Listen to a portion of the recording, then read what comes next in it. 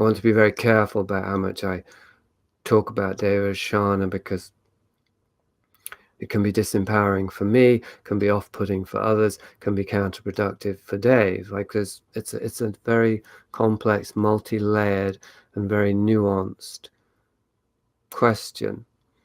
But at the same time, that which I'm here to share and uncover and transmit and express is that which it corresponds exactly with, or very closely with, what Dave Oshana's doing in his neck of the woods, because I'm part of that too. So it's like I'm a bridge between what he's doing and the people that I'm communicating with, or at least in this particular space. In the thrift store, not. In the thrift store, I'm a different kind of bridge. We're all bridges.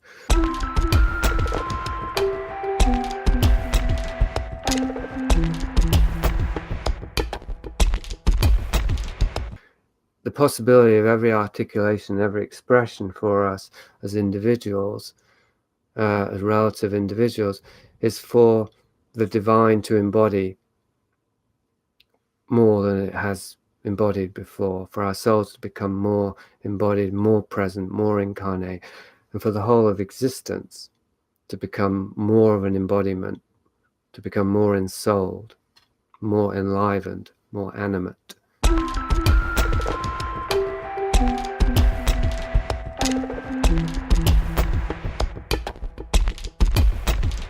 Little by little, the heat of the transmission of souls, as they are awoken, as they are thawed themselves by their internal heat, because the spirit is in everything, in the deepest part of matter. As these souls begin to thaw, then they resonate more heat, and that's what human beings are. We're heaters. We're human heaters in the purely physical sense. We're space keepers. I mean, we take up space and we emanate heat. And so little by little, this world, this frozen world, is thawing out.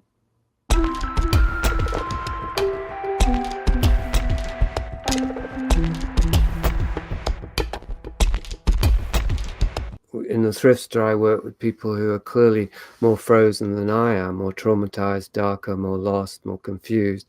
And it's my responsibility and my delight, really, if I can warm to it, to pass on some of the heat, to pass on some of the light, to pass on some of the healing that I've received from others to them, and that increases my own capacity to receive more.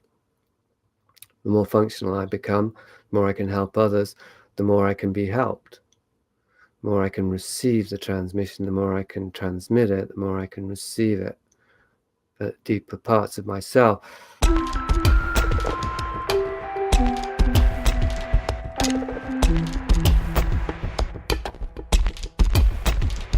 So anyway, so all that was a preamble. Was I wanted to read this thing that Dave wrote. I think I am going to. I'm going to at least read a bit of it, the 5th of February.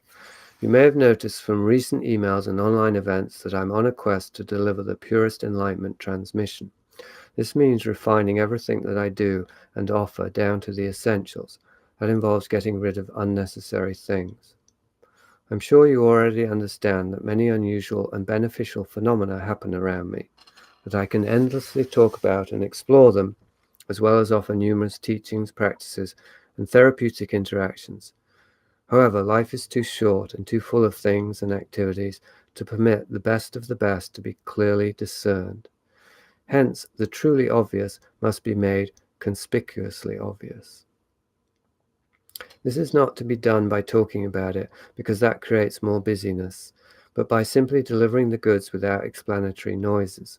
This was how it was when I first started sharing enlightenment, because I didn't have much to say and I wasn't going to be drawn into useless or unhelpful communication, since that is how the ego procrastinates and delays the inevitable awakening. I have appreciated all of the hints and comments that you have given to me in recent requests for feedback, and indeed during all of the time that we have known each other. Your feedback has allowed me to make some realizations about how best to share enlightenment. I have discovered rather late in life, because I have always been able to give a lot, that less is more. Ironically, when I first started sharing enlightenment, my method was strikingly simple because I had no content. However, helpful web designers and marketing advisors told me that content is king, yet now I have verified that numerous marketing rules do not apply to what I share. All throughout my enlightenment sharing years, my apparent resistance to change my methods have perplexed those who have tried to advise and help me. Whilst I have gone along with a few marketing ideas, what's the worst that could happen anyway, I have never, thankfully, gone all the way. Marketing, it seems, was never for me and may never be so. I will never be rich nor famous, but I have 3 things that are greater. 1. I have enlightenment. 2. I have remained true to that enlightenment. 3. I will never have to follow a marketing script which dictates how a spiritual teacher should act to attract the largest audience. My only interest is in sharing enlightenment. As I whittle down my varied offerings, I continue to welcome your comments and feedback to expedite this process. I invite all criticism that supports my aim to deliver the best, to share enlightenment. All of you who know me know that I do not shrink from criticism, but seek it. So, if there is something that you want to communicate to me but never have, now is your chance. I know that some of you want to meet me and to try out the goods, but that, for various reasons, you have been thwarted. By the time that we meet, I may have arrived at the simplest, most effective way to share enlightenment. Despite the various hurdles that obstruct our paths, I have an intention to meet you. You can either wait patiently or start cutting pathways in the jungle right now. Everyone who does is pleased to find existence more beautiful than they could have ever imagined. I'm now standing at a junction, and you can affect the direction that I take. With each helpful, insightful email, I shave off another part of my teaching, in quotes. I'm taking off so much that it seems that one day there will be nothing left to say. Is that a problem or a blessing in disguise? Life is much larger than words and is never really in the words. I'm going to be experimenting with the old ways from when I first started sharing enlightenment, but in new ways.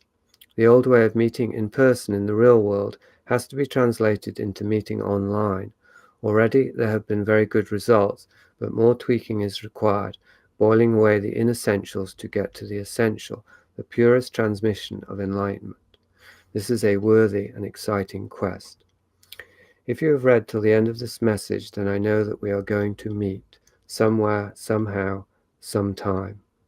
Let's stay in touch and figure something out. Dave O'Shana.